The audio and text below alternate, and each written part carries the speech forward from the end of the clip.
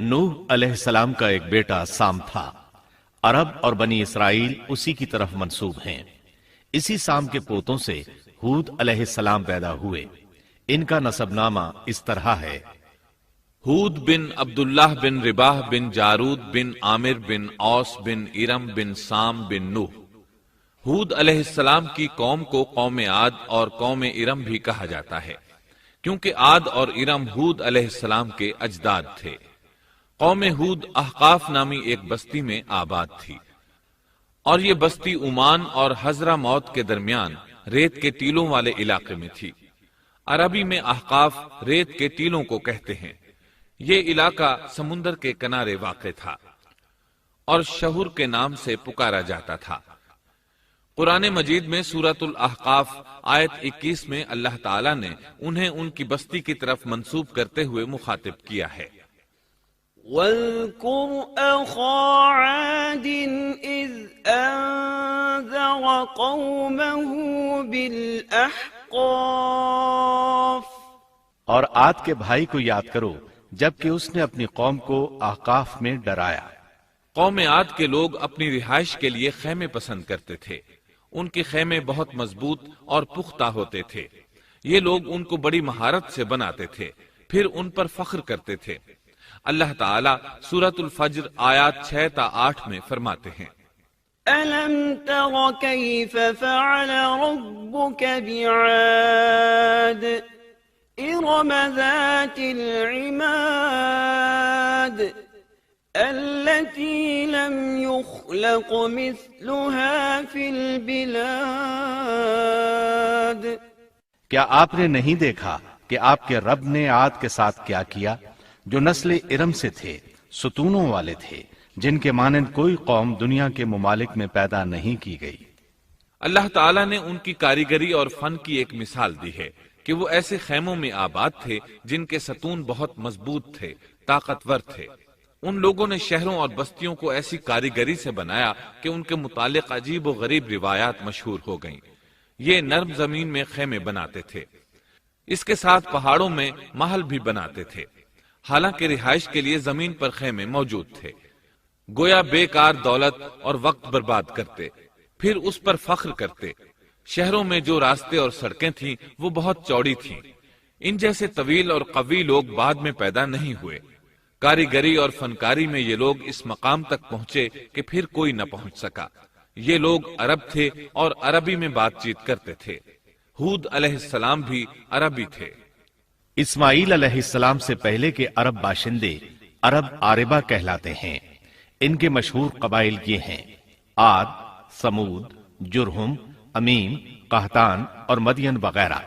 ابراہیم علیہ السلام کی اولاد میں اسماعیل علیہ السلام کے بعد آنے والے لوگ عرب مستعربہ کہلاتے ہیں۔ اسماعیل علیہ السلام عربی نہیں تھے، کنعانی تھے۔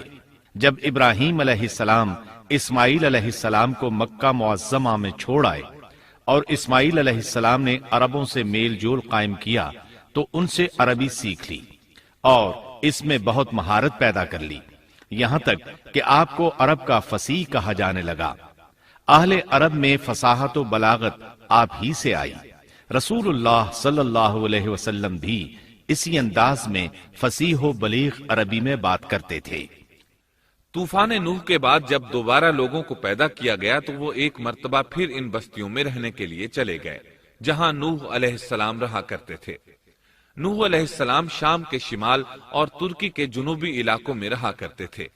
لوگ یہاں آباد ہو گئے، پھر یہاں سے کچھ لوگ فلسطین اور شام کی طرف ہجرت کر گئے اور کچھ لوگ جزیرے کی طرف ہجرت کر گئے، اور قوم عاد جزیرے کے جنوب میں آ کر آباد ہو گئی۔ اس وقت تمام لوگ توحید پر تھے۔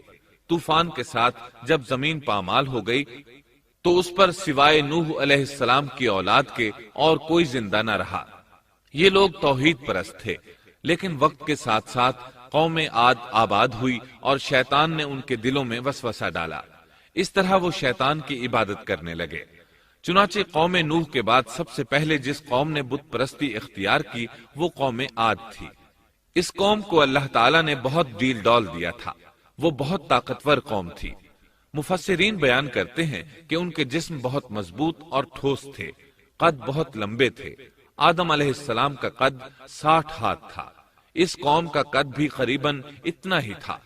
اس طرف سورۃ الاعراف آیت 69 میں اشارہ موجود ہے۔ اللہ تعالیٰ فرماتے ہیں وَاذْكُرُوا إِذْ جَعَلَكُمْ خُلَفَاءَ مِنْ بَعْدِ قَوْمِ نُوحٍ وَزَادَكُمْ فِي الْخَلْقِ بَسْطَةً فَاذْكُرُوا آلَاءَ اللَّهِ لَعَلَّكُمْ تُفْلِحُونَ۔ اور تم وہ حالت یاد کرو جب اللہ نے تمہیں قوم نوح کے بعد جانشین بنایا اور ڈیل ڈول میں تمہیں زیادہ پھیلاؤ دیا، سو تم اللہ کی نعمتوں کو زیادہ یاد کرو تاکہ تم فلاح پا جاؤ۔ ہود علیہ السلام کی زبانی اللہ تعالیٰ ان کی فنکاری کو بیان کرتے ہوئے فرماتے ہیں کہ ہود علیہ السلام نے ان سے کہا، کیا تم ایک ایک ٹیلے پر بطور کھیل نشان لگا رہے ہو؟ مطلب یہ کہ یہ لوگ پہاڑوں کی چوٹیوں پر محل تعمیر کرتے تھے۔ جب ان سے کہا جاتا کہ تم رہتے تو زمین پر ہو اور گھر پہاڑوں پر بناتے ہو، اس کی کیا وجہ ہے؟ اور تم اتنے مضبوط محل تعمیر کر رہے ہو، گویا ہمیشہ یہیں رہو گے۔ وہ لوگ دراصل ٹیلوں، گھاٹیوں، دروں اور پہاڑوں پر عمارات تعمیر کرتے تھے، اور ان کا مقصد ان میں رہنا نہیں تھا، بلکہ صرف کھیل کود کے لیے ایسا کرتے تھے۔ ہود علیہ السلام نے انہیں جھنجھوڑا کہ تم ایسا کام کیوں کرتے ہو جس کا کوئی مقصد نہیں، جس کام کے فضول ہونے میں کوئی شک نہیں۔ ہود علیہ السلام انہیں واعظ کرتے تھے، اے میری قوم، اللہ نے تمہیں بڑی قوت سے نوازا ہے۔ تمہاری طاقت کا عالم یہ ہے کہ جب تم کسی پر ہاتھ ڈالتے ہو تو ظلم کرتے ہو، کوئی شخص تمہارے سامنے آنا گوارا نہیں کرتا، لہذا اللہ سے ڈرو اور میری پیروی کرو۔ اس سے ڈرو جس نے ان چیزوں سے تمہاری مدد کی۔ اللہ تعالیٰ نے اپنی ہر طرح کی نعمت، مال، اسباب، اولاد، باغات، شہر، قوت، جسامت اور صنعت کاری سے تمہیں نوازا ہے، لہٰذا تم اللہ سے ڈرو اور میری اطاعت کرو۔ لیکن ان کی قوم نے کوئی اثر نہ لیا، نہ ان پر ایمان لائی، الٹا لگی تکبر کرنے، اللہ کی حمد کی بجائے اس کی ناشکری کرنے لگی۔ اور تکبر کے بارے میں بات یہ ہے کہ جب سے ابلیس نے اس کو اختیار کیا، یہ اس وقت سے آزمائش بن چکا ہے۔ اللہ تعالیٰ سورہ حامیم السجدہ آیت 15 میں فرماتے ہیں، فَأَمَّا عَادٌ فَاسْتَكْبَرُوا فِي الْأَرْضِ بِغَيْرِ الْحَقِّ وَقَالُوا مَنْ أَشَدُّ مِنَّا قُوَّةً أَوَلَمْ يَرَوْا أَنَّ اللَّهَ الَّذِي خَلَقَهُمْ هُوَ أَشَدُّ مِنْهُمْ قُوَّةً۔ پس قوم عاد نے تو بے وجہ زمین میں سرکشی شروع کر دی اور کہنے لگے کہ ہم سے زوراور کون ہے؟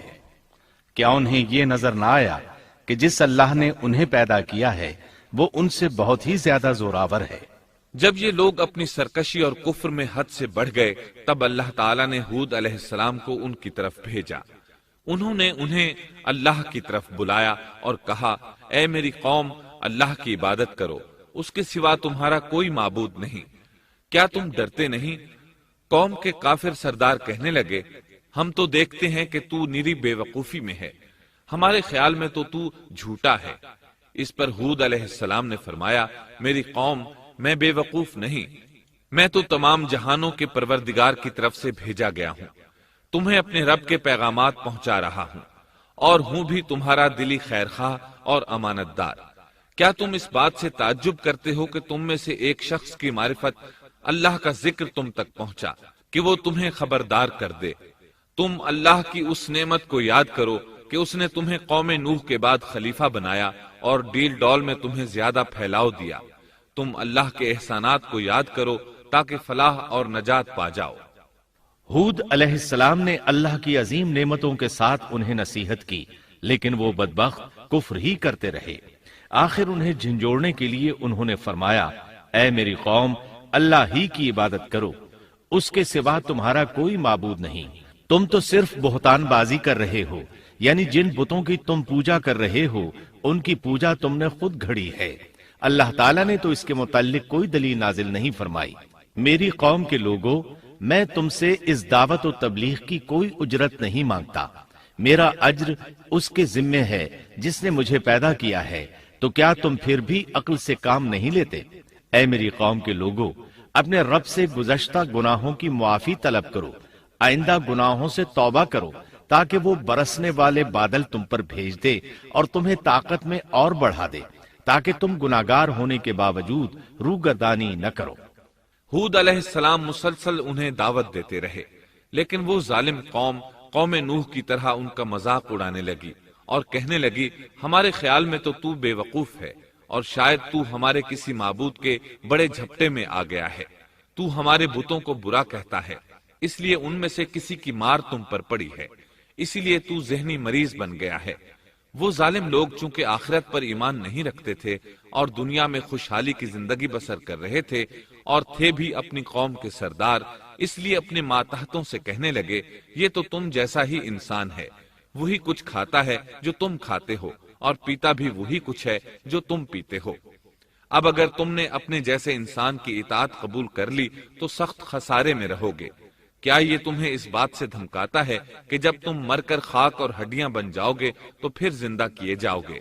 ہرگز نہیں، یہ بات امکان سے باہر ہے جس کا وعدہ تم سے کیا جاتا ہے۔ یہ زندگی تو صرف دنیا کی ہے، ہم مرتے جیتے رہتے ہیں، ہم پھر نہیں اٹھائے جائیں گے۔